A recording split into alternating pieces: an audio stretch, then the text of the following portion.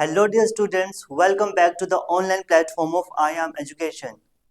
So in this today's lecture, we are going to discuss about the previous year question paper of ICSE class 10th science paper 2, that is the paper of chemistry. In this lecture, we are going to discuss about this year's previous year paper, that is the year of 2026. So without wasting much of your time, let us proceed with the questions. So this paper consists of two sections, that is section A and section B. Section A consists of two questions, that is question 1 and question 2, and the question 1 contains 15 MCQs. So in this today's lecture, we are going to discuss about those 15 questions. So without wasting much of your time, I think we should proceed with the questions. So let us see the first one.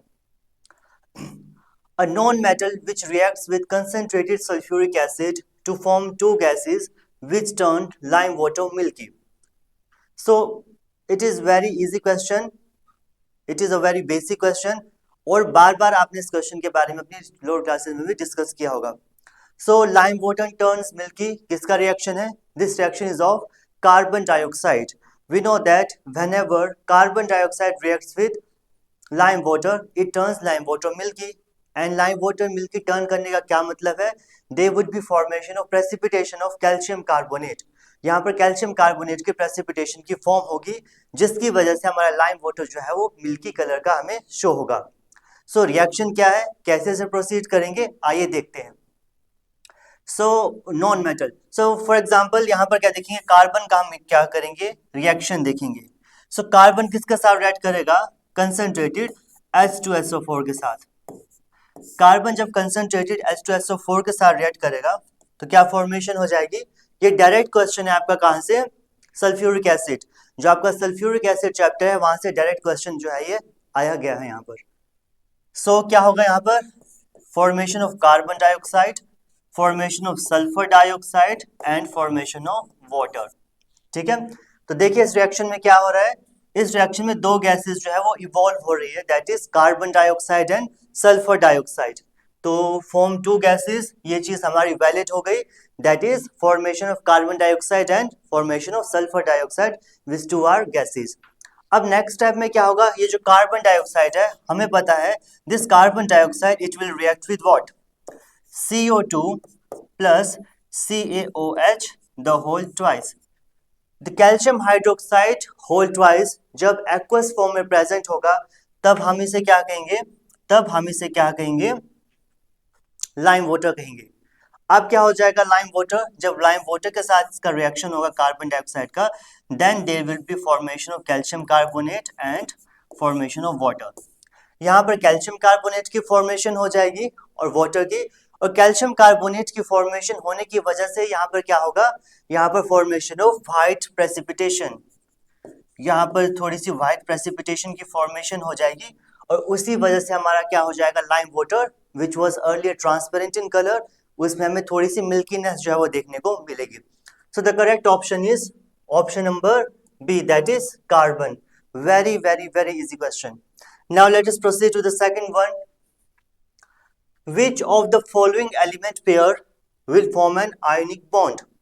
ठीक है, तो यहाँ पर group के elements दिए गए हैं और हमें बताना है कि इनके बीच में आयनिक बॉन्ड्स की जो है फॉर्मेशन होगी. सो आयनिक बॉन्ड की फॉर्मेशन होने के लिए हमें पता है हमें दो कंडीशंस चाहिए यहाँ पर, that is formation of cation that is positive charge species और anions that is negative charge species. तो कौन से ग्रुप के एलिमेंट्स पॉजिटिव चार्ज क्रिएट करेंगे और कौन से ग्रुप के एलिमेंट्स नेगेटिव चार्ज क्रिएट करेंगे, उसी चीज के बारे में हमें यहाँ पर देखना है.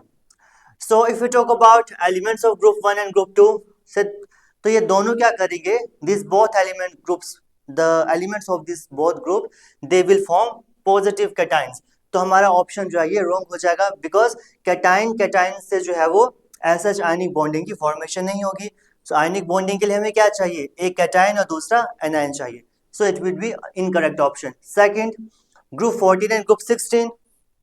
ग्रुप 14 हमें पता है जो है कार्बन फैमिली के जो है मेंबर्स वहां पर एग्जिस्ट करेंगे, और 16 की बात की जाए तो यहाँ पर क्या होगा? ऑक्सीजन की फैमिली के मेंबर्स एग्जिस्ट करेंगे.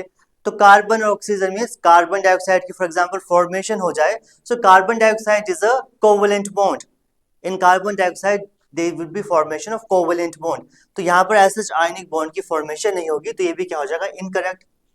एंड आर स्टेटमेंट को देखिए, elements of group 2 and group 17।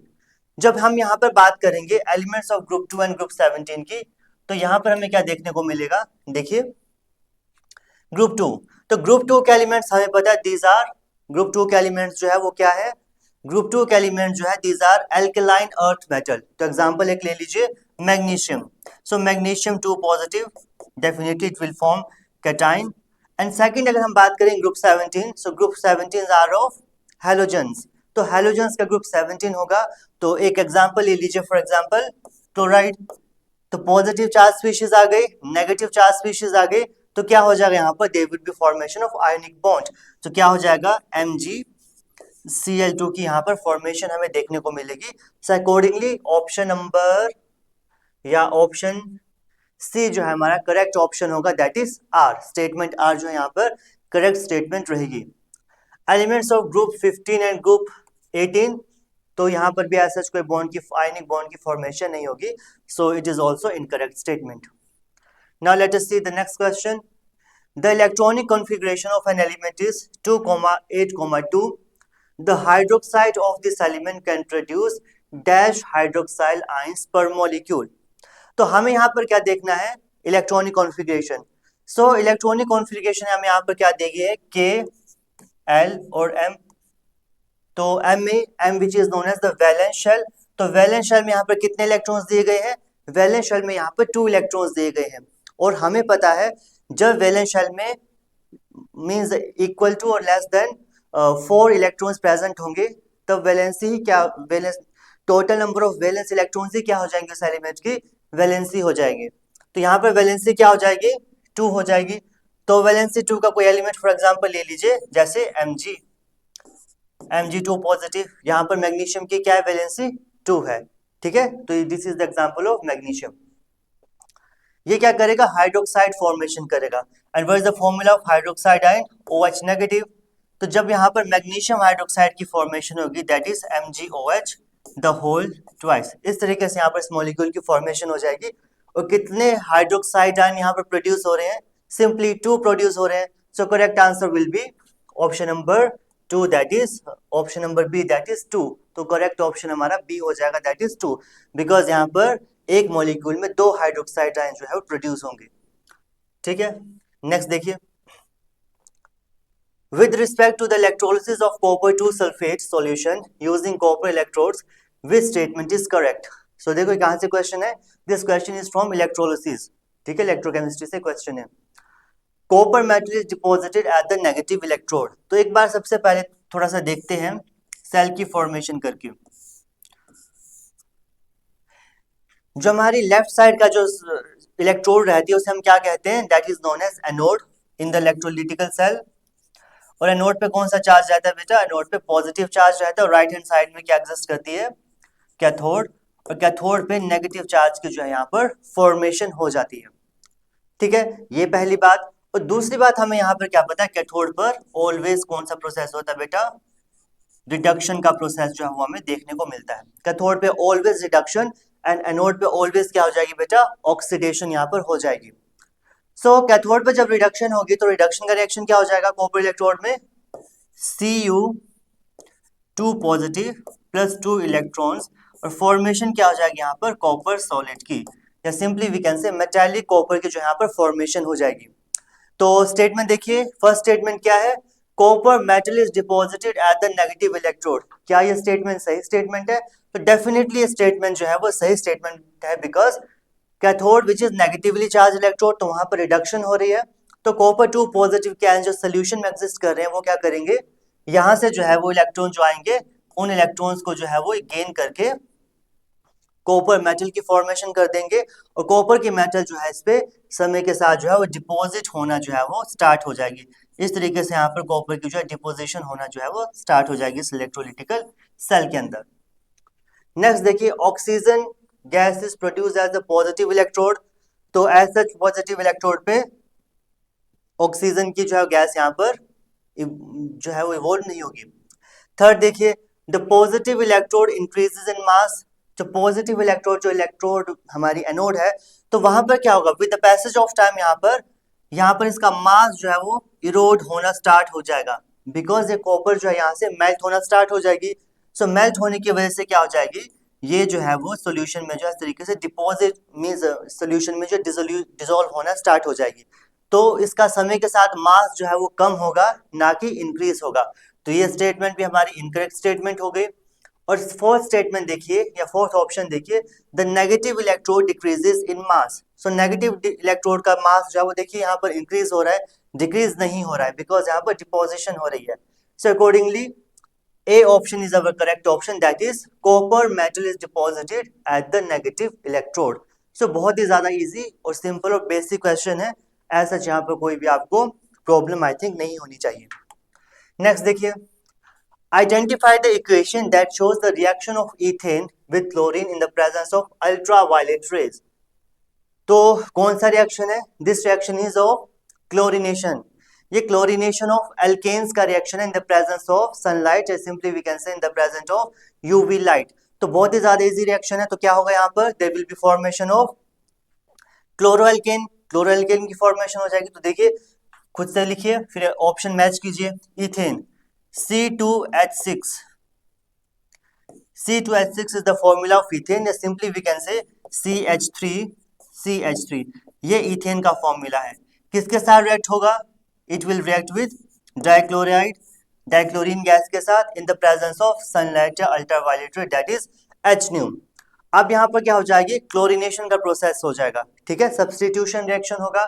तो क्लोरिनेशन का प्रोसेस होगा, दैट इज C2H5, एक हाइड्रोजन की जगह क्या है यहाँ पर क्लोरीन अटैच हो जाएगा, और जो हाइड्रोजन यहाँ से रिमूव हुआ है वो नेक्स्ट सेकंड क्लोरीन के आइटम के साथ जो अटैच होके HCl की फॉर्मेशन कर देगा, that is hydrogen chloride gas की फॉर्मेशन कर देगा। सो देखिए करेक्ट ऑप्शन मैच कीजिए।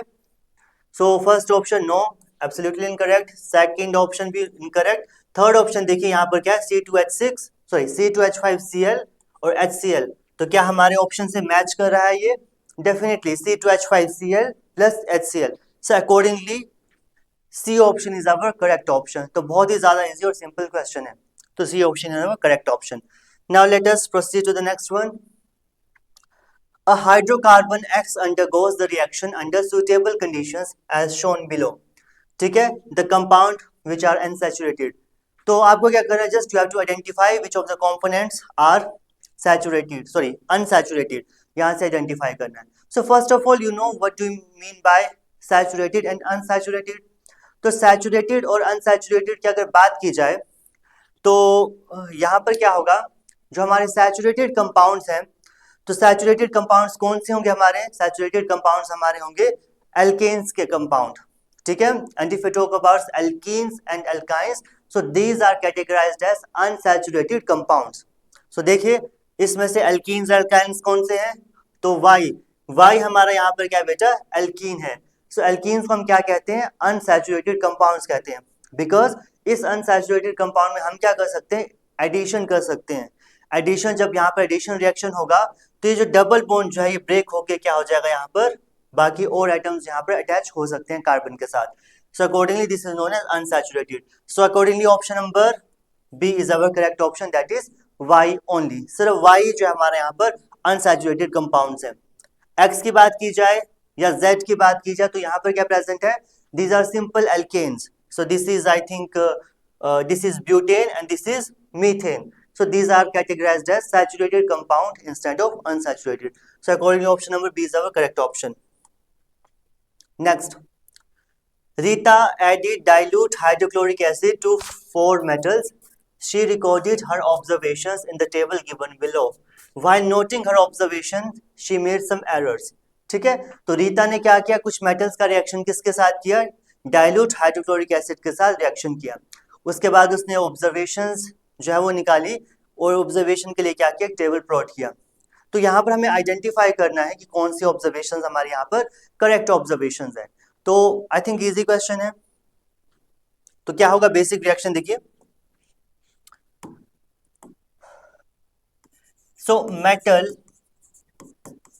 जब डाइल्यूट HCl के साथ रिएक्ट करेगी तो फॉर्मेशन किसकी हो जाएगी बेटा, यहाँ पर फॉर्मेशन हो जाएगी, हमें पता है salt plus evolution of dihydrogen gas. तो बेसिक रिएक्शन है, हम लोअर क्लासेस से इस रिएक्शन को जो है वो पढ़ते आ रहे हैं, तो बहुत ही ज्यादा इजी रिएक्शन है। ठीक है, अब हमें साइमल्टेनियसली इस बात का भी अंदाजा है, तो यहाँ पर क्या होगी, डिस्प्लेसमेंट रिएक्शन हो जाएगी। तो यहाँ पर जो मेटल है वो किसे डिस्प्लेस करेगी, HCl से हाइड्रोजन को डिस्प्लेस करेगी, और जिसकी वजह से जो है वो मेटल का क्लोरीन के साथ क्लोराइड का सोल्ट बन जाएगा। तो ये यहाँ पर रिएक्शन होगा। तो हमें अब चेक करना है कौन सी मेटल्स जो है वो हाइड्रोजन को डिस्प्लेस कर पाएगी। तो इसे कैसे चेक करेंगे, इसे चेक करने के लिए हमारे पास क्या है, इलेक्ट्रोकेमिकल सीरीज, या simply we can say reactivity series. तो जो रिएक्टिविटी सीरीज आपने डिस्कस की है, जिसके बारे में आपको अंदाजा है, वही यहाँ पर जो है वो उसे हम देखेंगे। सो रिएक्टिविटी सीरीज की अगर बात की जाए तो आपको आई थिंक पता होगा केदारनाथ का माली। सो देखिए, केदारनाथ का माली आलू जरा फीके नमकीन से पकाता है। तो दिस इज हाइड्रोजन, और यहाँ पर भी क्या है, HCl में हाइड्रोजन। तो हाइड्रोजन से ऊपर जितने भी मेटल्स प्रेजेंट है वो क्या कर देंगे, हाइड्रोजन से वो ज्यादा रिएक्टिव है, और ज्यादा रिएक्टिव होने की वजह से क्या करेंगे, वो हाइड्रोजन को जो है वो वहां से एसिड से डिस्प्लेस कर देंगे। मींस जो भी यहाँ पर ज्यादा रिएक्टिव मेटल है वो हाइड्रोजन को डिस्प्लेस कर पाएंगे। ठीक है, और हाइड्रोजन के बाद जो नीचे आता है दैट इज कॉपर। अगर कॉपर की बात की जाए तो कॉपर एज सच हाइड्रोजन को डिस्प्लेस नहीं कर पाएगा, because it is present in the bottom of the hydrogen in the reactivity series. तो देखिए कौन सा करेगा, copper, a gas is given off. तो क्या कॉपर की वजह से क्या हाइड्रोजन गैस की फॉर्मेशन होगी, या सिंपली वी कैन से ये रिएक्शन परफॉर्म होगा। अब ये रिएक्शन अगर परफॉर्म हो गया तो हाइड्रोजन गैस इवॉल्व हो जाएगी, बिकॉज हमें पता है कॉपर जो है हाइड्रोजन से कम रिएक्टिव है, तो कॉपर जो है हाइड्रोजन को डिस्प्लेस नहीं कर पाएगा, और अकॉर्डिंग हमारा ये रिएक्शन नहीं हो पाएगा। सो दिस इज इनकरेक्ट।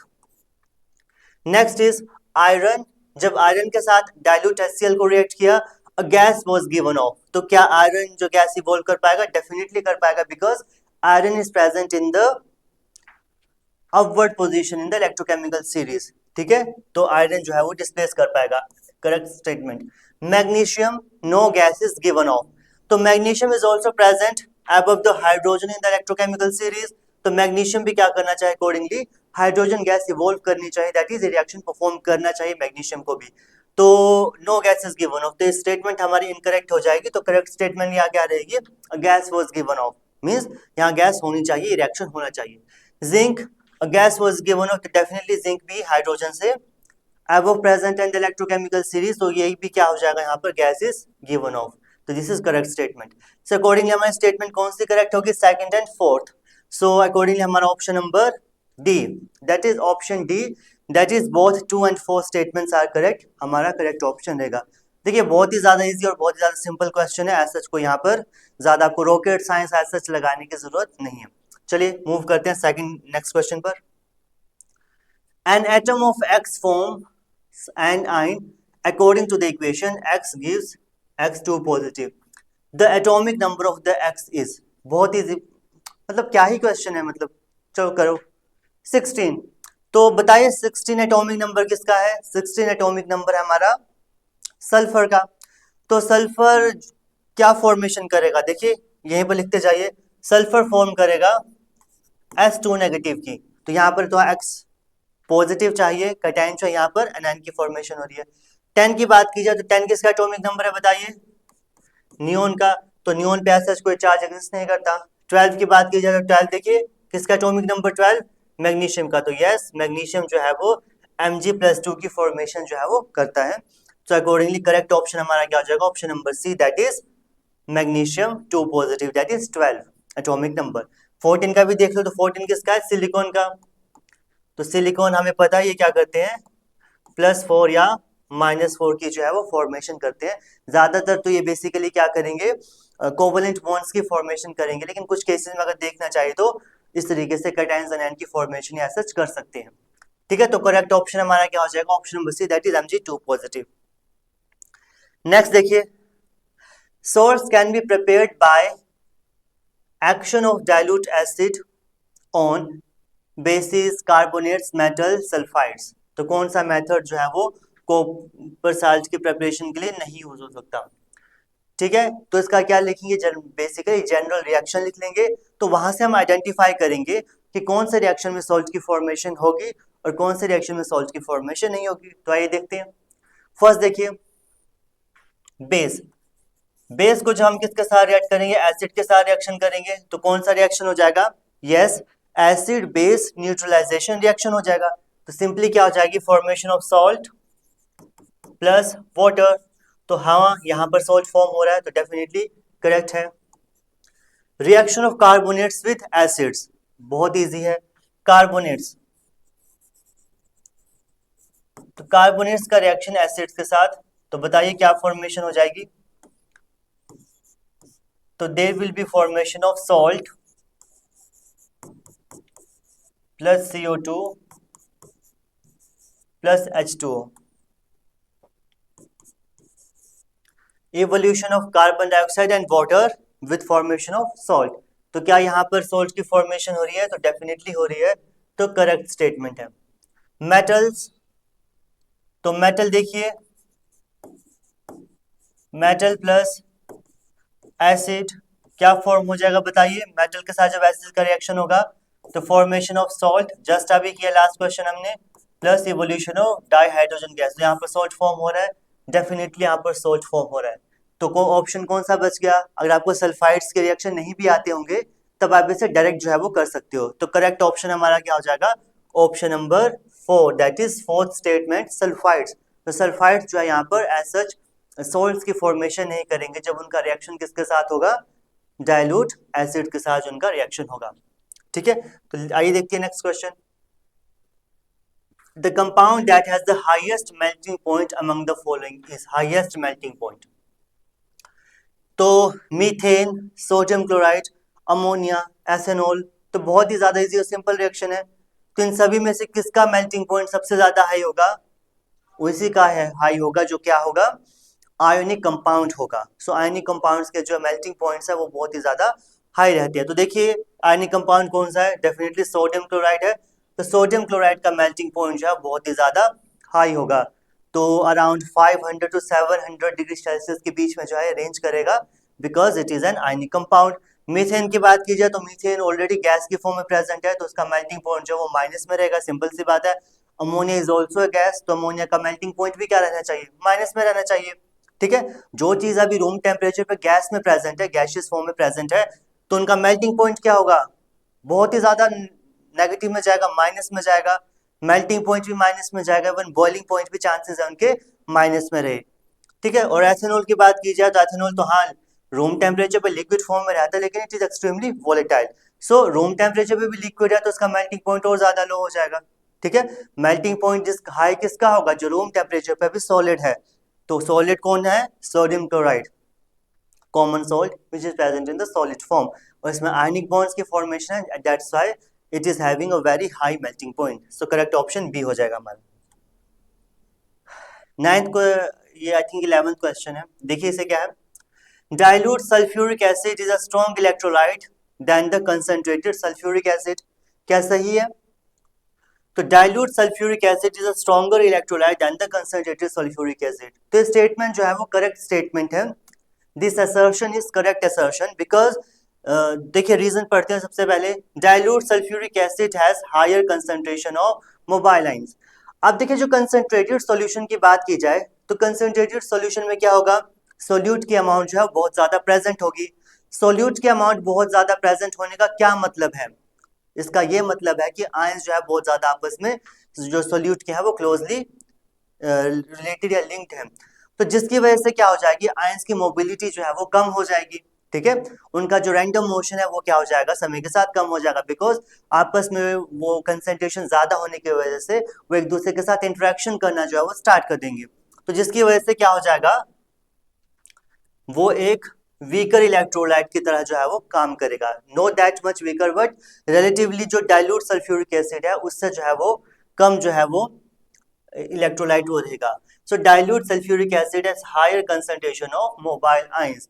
सो जो मोबाइल आयन है, मोबिलिटी है जो डाइल्यूट सॉल्यूशंस की है वो क्या रहेगी, ज्यादा रहेगी। तो जिसकी वजह से ये स्टेटमेंट भी जो हमारा रीजन जो है वो करेक्ट होगा, that is option number C, that is both assertion and reason are true and reason is the correct explanation of assertion, so it is the correct one. ठीक है, तो इसको ध्यान से देखेंगे, जो सल्फ्यूरिक एसिड चैप्टर है वहां से डायरेक्ट क्वेश्चन उठकर आया है, तो थोड़ा सा क्या कीजिए, इस पे ध्यान दीजिए, तो इजी क्वेश्चन है, सच कोई डिफिकल्ट क्वेश्चन ये नहीं है।